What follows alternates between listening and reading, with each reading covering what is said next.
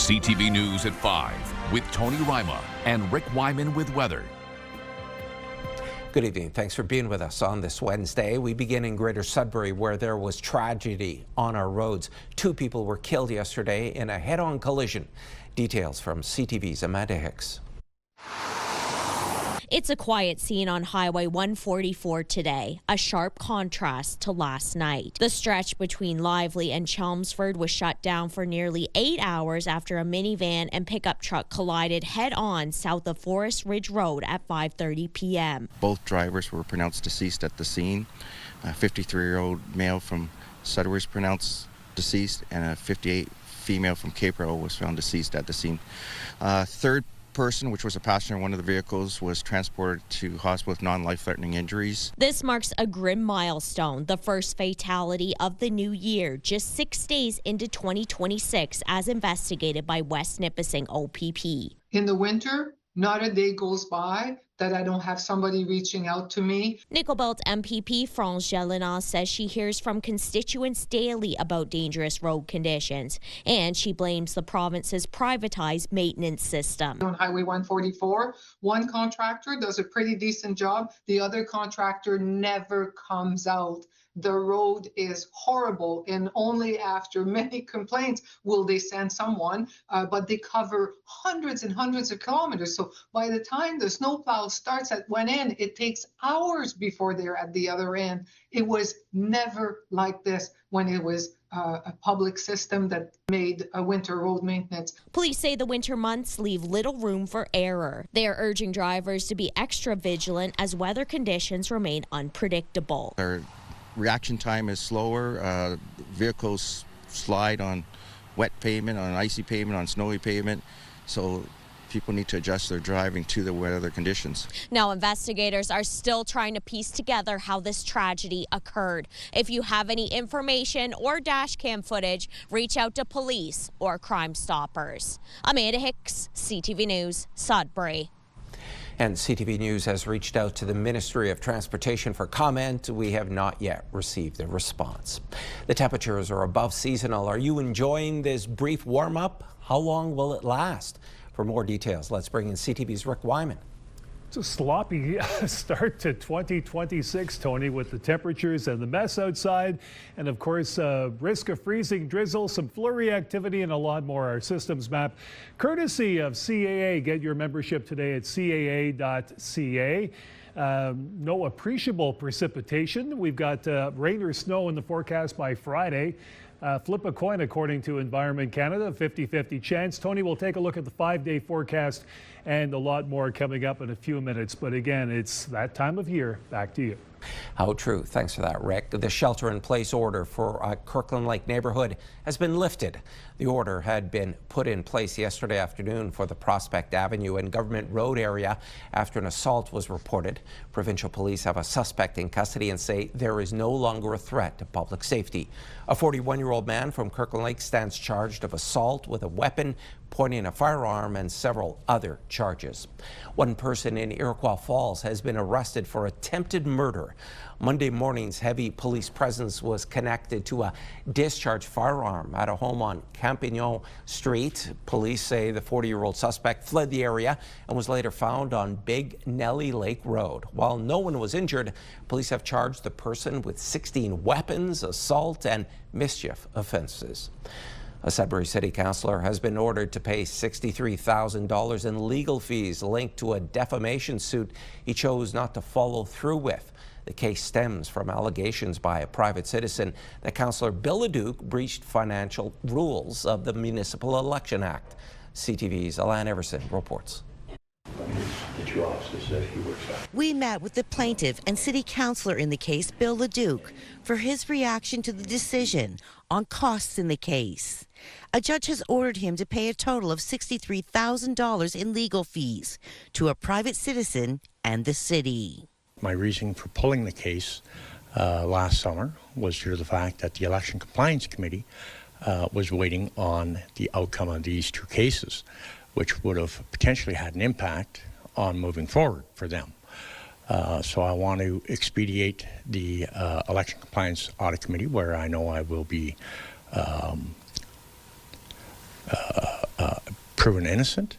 The judge's decision orders Leduc to pay Anastasia Rioux just over $33,000 and the city $30,000 for legal costs. In a statement, the defendant, Anastasia Rioux, says in part, "I believe deeply in truth, integrity, and rule of law. I expect the same for those who serve in public office. Fairness in elections is fundamental to a healthy democracy, and I will always stand by the principle of a level playing field for all." It goes on to say, "I sincerely hope this lawsuit doesn't discourage citizens from standing up for what is right and just in the future, out of fear of retaliation." We reached out to the city, and in a statement says in part, "This latest ruling affirms the integrity of the independent process required by the Municipal Elections Act.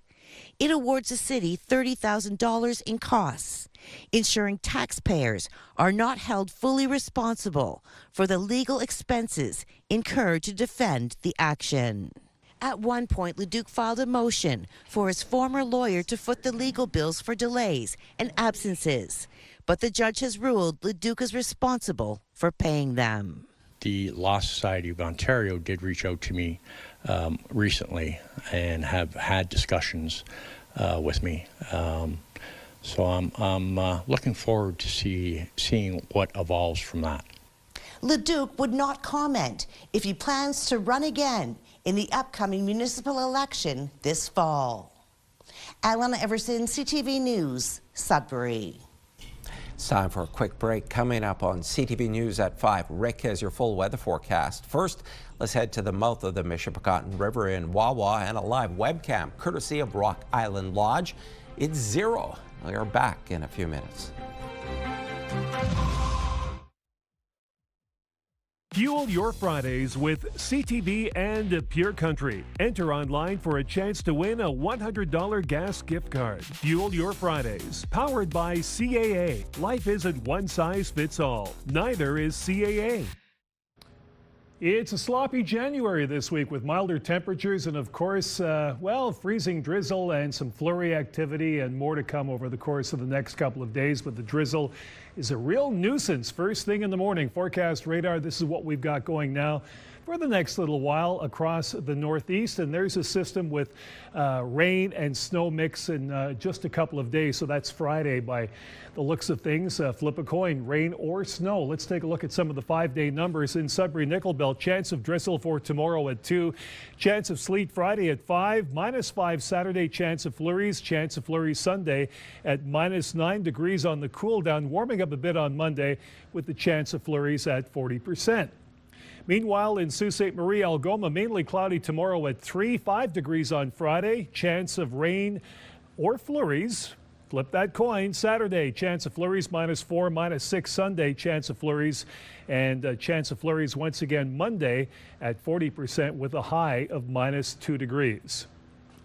Meanwhile, in Timmins, Cochrane, Kapuskasing, cloudy for tomorrow at 3. Periods of snow on Friday at +1. And take a look at the evening temperature dropping down. It's plummeting to -13. Saturday, chance of flurries. Sunday, chance of flurries. And Monday, more of the same. Your daytime highs -8, -13, and warming up to -5. Temiskaming Shores and Kirkland Lake, chance of drizzle tomorrow at 3. Rain or snow. 4 degrees on Friday, chance of flurries Saturday at -7, -10 Sunday, chance of flurries, and Monday, chance of flurries once again with a high of -5. In North Bay, West Nipissing for tomorrow, gradual clearing at 2 degrees, rain or snow mix on Friday at 6. Then the transition to -4 degrees as it cools down with the chance of flurries at 60%. Again, chance of flurries on Sunday at -6. Evening low of -14. The bounce back as it warms up on Monday at -5 with the chance of flurries. So earlier on yesterday, I had a chance to meet Dr. Deb Saunders, a medical director for the Department of Dental Oncology at Health Sciences North. More on the 50-50 draw coming up and her role at the hospital. Well, today my role is running a head and neck clinic collaboratively with our radiation oncologists and our surgeons. On a day like today, we will see all newly diagnosed head and neck cancer patients and see them on follow-up as well. Every day in my clinic changes, but I basically look after our region as far as their dental and systemic needs as they relate to what happens when things don't go right, when you have dental abscesses or oral complications. So the foundation and the HSN 50/50 draw, how does that impact your work not only for today, but in the future as well? Well, I think something that our community and even our patients and even sometimes our staff don't realize is that what runs a hospital is our communities. We receive a certain amount of funding to run, the internal structure, but when it comes to purchasing new equipment, advancing our evidence base and being able to provide state-of-the-art procedures that we see in the larger centers, we rely on HSN 50/50 to actually support our research initiatives, and your donations are so important for those reasons. And what kind of difference do you make, and does the system make in terms of affecting Northeastern Ontario, which is vast? You know what? It's quite simple. It's keeping excellent cancer care close to home. Our patients drive 6 hours to come to Sudbury, and that's the closest regional care that they can get. When they come down here and they realize that they don't have to go to Toronto to receive the same state-of-the-art cancer treatments, they're grateful. But in order to keep that going, we rely on the foundation to support our initiatives so that we can progressively stay in line with the bigger centers. And I thank you for keeping us healthy. Nice to meet you. Thank you. Remember, please help out in any way you can. The big draw coming up on Friday, the deadline for tickets for the HSN 50/50 draw coming up Thursday. Thanks for that, Rick. Since New Year's Eve, crews in Timmins have moved more than 2,600 dump truck loads of snow and expect to add hundreds more every day for at least the next 4 to 6 weeks. City officials say they don't have the capacity to move the snow any faster. CTV's Lydia Chubak has more. City of Timmins officials say the biggest challenge facing public works crews is the volume of snow that came within a short time frame. That snowstorm of 60 plus centimeters followed by the 15 we had the 2 days before, 75 centimeters, that's usually 3 to 4 storm events for us, or snow events for us on a normal, spread over a couple weeks. That we got all within a couple days. Like any other workplace, Curcel's team is also short-staffed. Like most industries, we're not fully staffed up. We have a lot of new people that don't have a lot of experience. So, and then we rely on contracted services, for the rest of the work we do. With more than 2,600 dump truck loads of snow moved since New Year's Eve and hundreds more to go, Curcel says it's unrealistic to think this is a 1 or 2 week situation. Like, we know how to move snow, Lydia. Like, this is our bread and butter. It's just, there's a lot. Just in Schumacher alone, the first day, I think we were at 302 loads. We're not going to refuse anybody. If someone wants to drive up from Sudbury with their trucks and help us out, we're going to take them. We're not going to ask the other smaller municipalities to put aside what they're doing to help us. The reality of our situation is that we're going to be digging out from this storm for easily another month, if not longer. The significant weather event that was declared by Public Works is in place, and it's going to remain in place for the foreseeable future. We are expecting another 10 centimeters of snow next weekend. Impeding efforts is residents dumping snow on sidewalks. We have sidewalks that we are not going to be able to open until March because people have dumped 20-foot piles on top, and our equipment cannot get through those piles. Despite challenges, Curcel is proud of the progress being made. Watching the dedication of the department to just keep plugging away until we get caught up has kind of been the most proud moment so far. When it comes to school bus transportation, the city says school boards will have to decide what should be done. Curcel says about 90% of school zones within the city have been cleared. Lydia Chubak, CTV News, Timmins. A lot of yelling and cheering coming up on CTV News at 5. We take you to North Bay, the site of this year's Provincial Women's and Men's Curling Championships.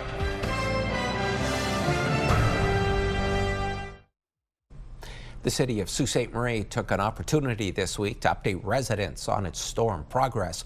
In a Facebook post, city officials say they've received more than 100 centimeters of snow this past week. Freezing drizzle is possible and that crews are working around the clock, removing 20,000 cubic meters of snow every day.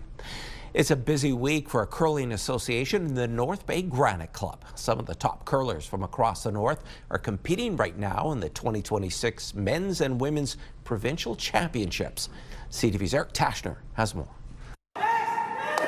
Ready to step out on the ice and hoping to sweep the competition aside is Team Bonneau from Thunder Bay. Great to be back in North Bay. Mike and I, my teammate, we played the mixed provincial here a few years ago and we had success. So it's exciting to be back and playing another provincial championship here. Team Bonneau is off to a good start at the 2026 provincial championships, winning their first match Tuesday. We got to play a U18 team last night that played really well. They're local and it's exciting to see the new generation coming up. There are 23 teams fighting for glory. 16 men's and 7 women's. The competitive bonspiel features some of the top curling talent from the north, including last year's champions, Team Krista Scharf from the women's and Team John Epping on the men's side, who have an enthusiastic fan base. Oh yeah, we're here for the week. We don't miss curling. We travel all over the world. What enticed me here from the beginning is it stops and it's a real thinking sport. The winners of the competition qualify for the national championships known as the Brier and the Scotties.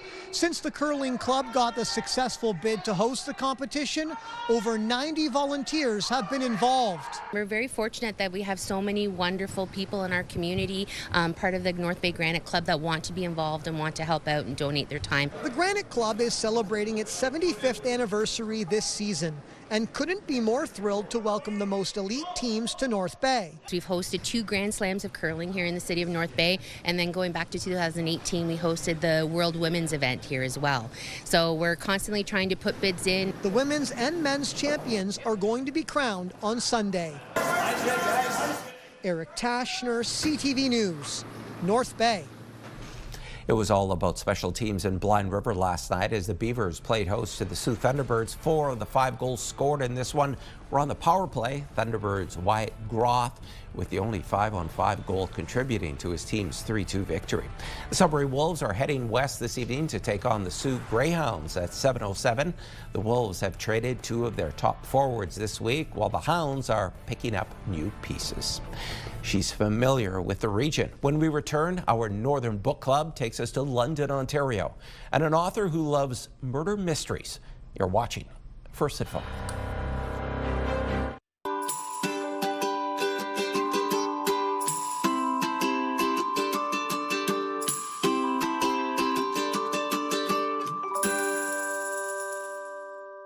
She is a playwright, actor, and journalist, and she has a connection to Northern Ontario and often returns during the year. Trina Brooks is also an author and released a new book late last year. To talk more, let's bring in Trina. She joins us from London, Ontario. Hi there.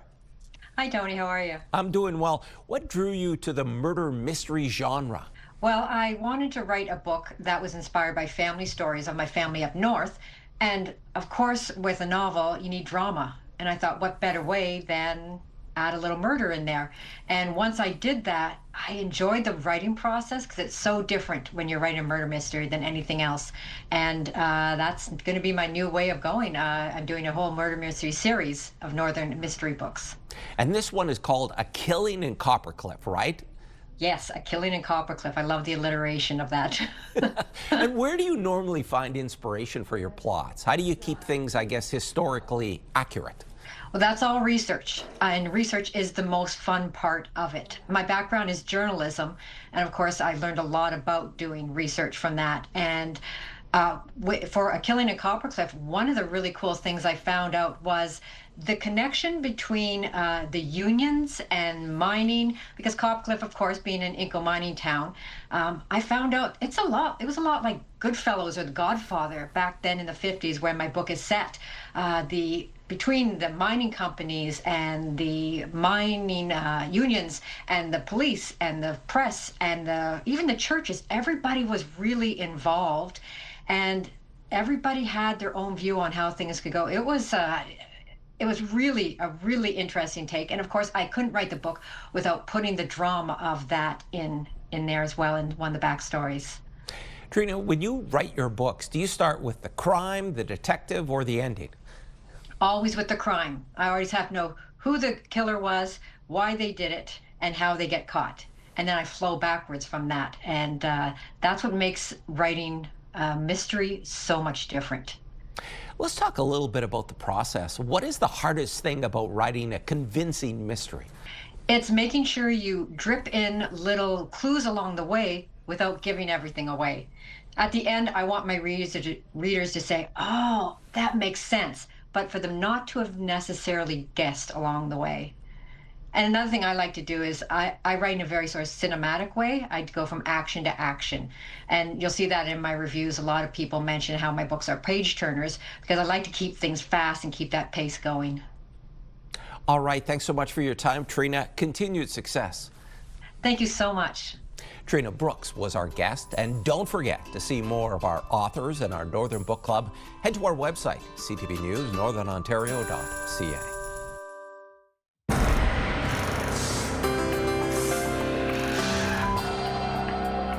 Our first community close-up comes to us from Swastika near Kirkland Lake. Ramon Bourgeois emailed us this photograph. She says after last week's huge snowstorm, her husband was very busy plowing and blowing snow with his tractor. Thanks for the picture, Raymond. To Sudbury, where two teams from St. Benedict Secondary School came in first in an accounting competition. The case study was on a Sudbury theater organization and challenged students to develop practical business solutions. Each team won $1,000. Congratulations. And still in Sudbury, Jordan sent us this photograph of a purebred German Shepherd. He says Xander was digging in the snow. Thanks so much for this, Jordan. And if you have any pictures, videos, or events you'd like us to showcase, you can always email them to us at communitycloseup@bellmedia.ca. And there's more news for the North coming up at 6. For now, continue watching as we hand things over to CTV National News.